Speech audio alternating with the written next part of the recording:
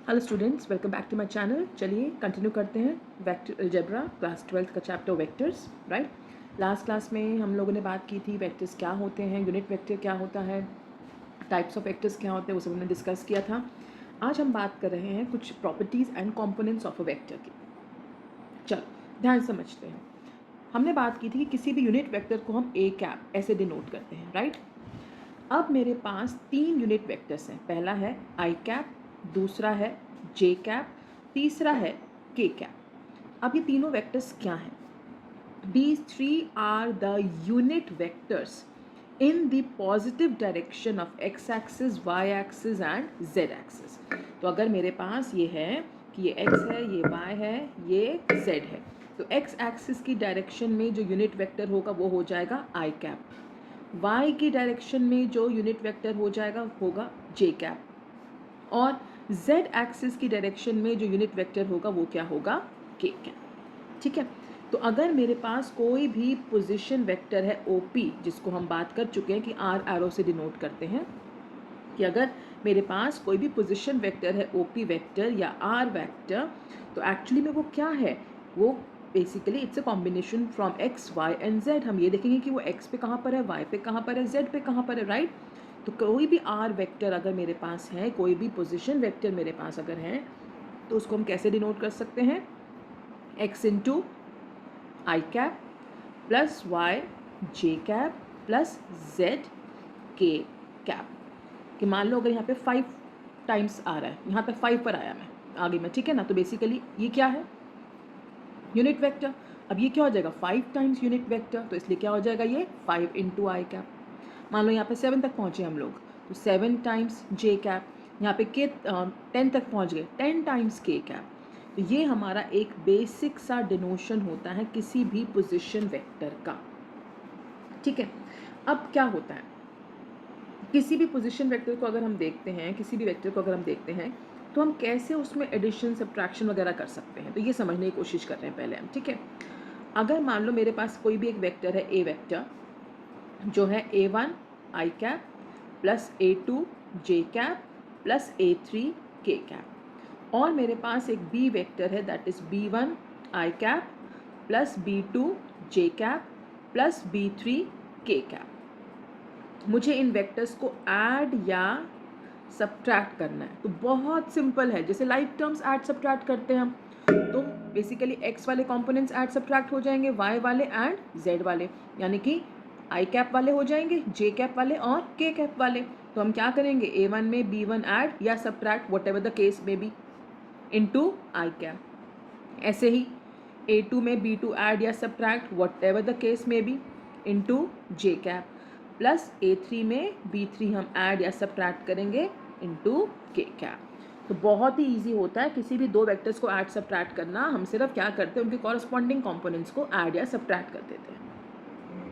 वहीं अगर मुझे किसी भी वेक्टर को किसी स्केलर से, किसी भी नंबर से मल्टीप्लाई करना है, लेट दैट नंबर भी गामा या डेल्टा, कुछ भी, 5 से 6 से 7 से, किसी भी एक नंबर, किसी भी एक स्केलर क्वांटिटी से मुझे मल्टीप्लाई करना है अगर वेक्टर को, तो हर कंपोनेंट मल्टीप्लाई हो जाता है। तो lambda into A1 i cap plus lambda into A2 j cap plus lambda into A3 k cap. तो बड़ा सिंपल है, किसी भी वेक्टर को अगर आपने मल्टीप्लाई किया 5 से, तो 5A1 आई कैप, 5A2 जे कैप, 5A3 के कैप। तो let's take a simple example.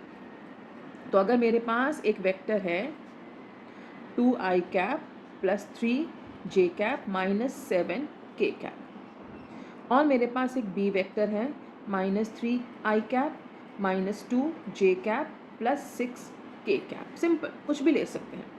अब हमें इनको ऐड करना है, तो मैंने क्या बोला, हम कॉरस्पॉन्डिंग कॉम्पोनेंट्स ऐड कर देंगे। 2 प्लस -3 यानी कि -1 आई कैप, 3 प्लस -2 यानी कि 1 जे कैप, -7 प्लस 6 यानी कि के कैप। बहुत ईजी है, राइट। और अगर इसी में मैं निकालना चाहूँ कि मुझे 2 से मल्टीप्लाई करना है पूरे ए वेक्टर को, तो तीनों कॉम्पोनेंट मल्टीप्लाई हो जाएंगे। क्या हो जाएगा ये, 2 2 4 आई कैप प्लस 6 जे कैप माइनस 14 के कैप। तो यही समझा हमने कि कभी भी दो वेक्टर्स को ऐड या सब्ट्रैक्ट करना है तो हम कॉरस्पॉन्डिंग कॉम्पोनेंट्स ऐड करते जाएंगे, यही किया। और अगर किसी स्केलर क्वांटिटी से मल्टीप्लाई करना है तो सारे कॉम्पोनेंट्स जो हैं आई कैप, जे कैप, के कैप, एक्स वाला, वाई वाला, जेड वाला, तीनों के तीनों जो हैं उस स्केलर से मल्टीप्लाई हो जाएंगे। ठीक है, चलिए अब आगे थोड़ा समझते हैं। तो अभी हमने पीछे मल्टीप्लाई किया वेक्टर्स को एक स्केलर कंपोनेंट से। ठीक है, तो मान लेते हैं मेरे पास एक और वेक्टर है 2i कैप प्लस 7 जे कैप माइनस 3 के कैप। मैं इसको मल्टीप्लाई कर रही हूँ 2 से, तो बेसिकली मैं 2 टाइम्स ए वेक्टर निकाल रही हूँ। तो ये क्या हो जाएगा 4i कैप प्लस 14 जे कैप माइनस 6 के कैप। ठीक है, अब क्या हो रहा है अगर आप ध्यान से देखो तो ये जो नया वेक्टर है इसी का 2 टाइम्स है। और अगर आप इन दोनों वेक्टर्स में अब इनके जो कोएफिशिएंट्स हैं इनका रेशो देखो, a1/a2 क्या है 2/4 1/2, b1/b2 क्या है 7/14 1/2, c1/c2 क्या है -3/-6 1/2। तो कभी भी वेक्टर्स में अगर ये रेशो सेम आ जाए a1/a2 equal to b1/b2 equal to c1/c2, इसका मतलब वो वेक्टर्स क्या हैं कोलिनियर। तो कोलिनियरिटी की कंडीशन ही यही है कि अगर एक वेक्टर दूसरे का एक फिक्स टाइम से 2 टाइम्स 3 टाइम्स 7 टाइम्स कुछ भी, ये सारे कंपोनेंट सेम टाइम्स हो रहे हैं, सेम नंबर प्रोपोर्शन पे चेंज हो रहे हैं, सेम फैक्टर पे चेंज हो रहे हैं, यानी कोएफिशिएंट्स का रेशियो अगर कांस्टेंट आ रहा है, तो ऐसे वेक्टर्स क्या होते हैं कोलिनियर यानी कि पैरेलल वेक्टर्स। तो बेसिकली अगर ये ए वेक्टर था तो मेरा बी वेक्टर क्या आ रहा है 2 टाइम्स ए वेक्टर।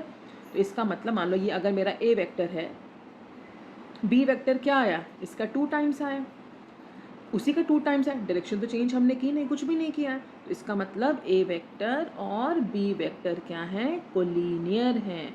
तो कभी भी एक वेक्टर दूसरे में एक स्केलर क्वांटिटी से मल्टीप्लाई करके मिले, या बेसिकली सारे कंपोनेंट सेम वेक्टर पे चेंज हो रहे हो, सारे कंपोनेंट्स के कोएफिशिएंट का रेशियो सेम आ रहा हो, दैट मीन्स वो वेक्टर्स क्या होते हैं कोलिनियर होते हैं। ठीक है, क्लियर।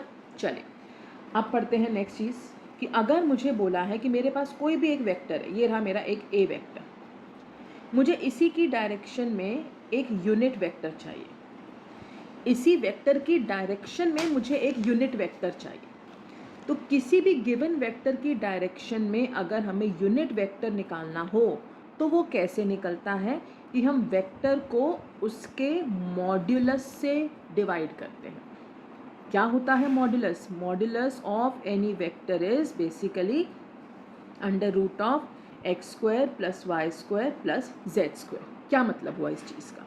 चलिए ध्यान से समझते हैं कि मेरे पास है एक वेक्टर, मान लेते हैं 2i cap plus 3j cap plus k cap. मुझे इसकी डायरेक्शन में यूनिट वेक्टर निकालना है। तो क्या बोला मैंने यूनिट वेक्टर कि हम इस वेक्टर को इसी के मॉड्यूलस से डिवाइड कर देंगे, तो मेरे पास क्या आ जाएगा यूनिट वेक्टर। अब वेक्टर क्या है 2i cap plus 3j cap plus k cap, right. अब मैंने क्या बोला मॉड्यूलस, जो भी स्केलर कंपोनेंट्स होते हैं एक्स वाई जेड, जिनको हम normally a1 a2 a3 b1 b2 b3 ले रहे होते हैं, इनका स्क्वायर। तो यहाँ पे क्या है देखो एक्स स्क्वायर यानी कि 2 का स्क्वायर, वाई स्क्वायर यानी कि 3 का स्क्वायर, जेड स्क्वायर यानी कि 1 का स्क्वायर। तो कितना आ जाएगा 2 का स्क्वायर 4 9 और ये 1 14। तो क्या आ गया मेरे पास 2i cap plus 3j cap plus k cap upon root 14। अब इसको सेपरेटली लिखना होता है 2/√14 i cap plus 3/√14 j cap plus 1/√14 k cap. तो ये आ गया हमारा unit vector in the direction of a given vector. तो क्या किया, आई रिपीट, कभी भी हमें एक यूनिट वेक्टर निकालना है किसी भी गिवन वेक्टर की डायरेक्शन में, हम उस वेक्टर को उसी के मॉड्यूलस से डिवाइड करते हैं। मॉड्यूलस क्या होता है under root sum of the squares of the coefficients of the I J and K. I जे और के जो कोएफिशिएंट्स हैं उनके स्क्वायर का सम गिव्स मी द मॉड्यूलस। ठीक है, तो क्या किया हमने वेक्टर को डिवाइड किया उसके मॉड्यूलस से, राइट।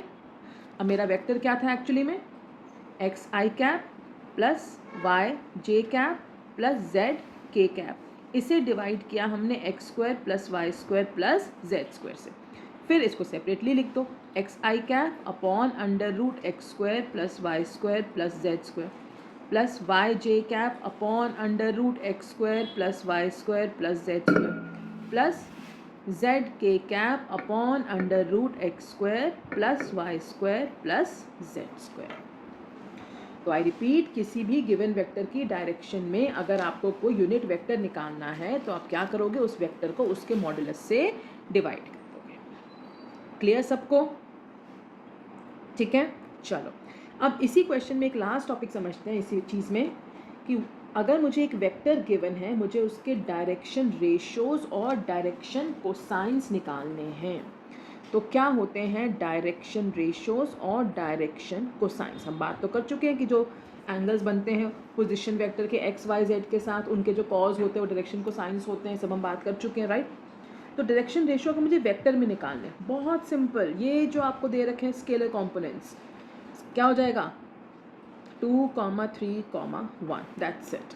इस वेक्टर का डायरेक्शन रेशियो क्या आ गया 2, 3, 1, यानी कि A1, A2, A3, that's it. This is simply the direction ratio. But direction cosine क्या होते हैं? डायरेक्शन कोसाइन होता है कि पहले हम यूनिट वेक्टर निकालेंगे, निकाल लिया हमने यूनिट वेक्टर। अब जो आई जे और के कोएफिशिएंट्स हैं वो क्या हो जाएंगे, हमारे डायरेक्शन कोसाइंस, यानी कि क्या हो जाएंगे डायरेक्शन कोसाइंस? देखो एल, एम और एन होते हैं, राइट। तो क्या बोला मैंने, ये हो जाएगा हमारा एल, ये हो जाएगा हमारा एम, और ये वाला पार्ट हो जाएगा एन। तो 2/√14, 3/√14, 1/√14। तो डायरेक्शन रेशियो के लिए नॉर्मली वेक्टर को देखते हैं आई जे के कोएफिशिएंट्स। डायरेक्शन कोसाइन के लिए पहले यूनिट वेक्टर निकालते हैं, फिर जो आई जे और के कोएफिशिएंट्स होते हैं वो होता है डायरेक्शन कोसाइन। क्या बोला मैंने कि नॉर्मल वेक्टर में जो हमारे पास स्केलर कंपोनेंट है यानी आई जे और के जो कोएफिशिएंट्स हैं वो हो जाते हैं डायरेक्शन रेशियो।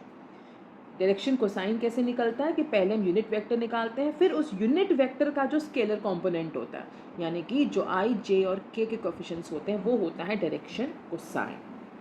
तो बेसिकली अगर ये देखो तो ये क्या होगा, एल है ये, तो L I plus M J cap plus N K cap. ठीक है, चलो यहाँ तक ही रखते हैं इसको, and will continue in the next video. Take care all of you, bye bye.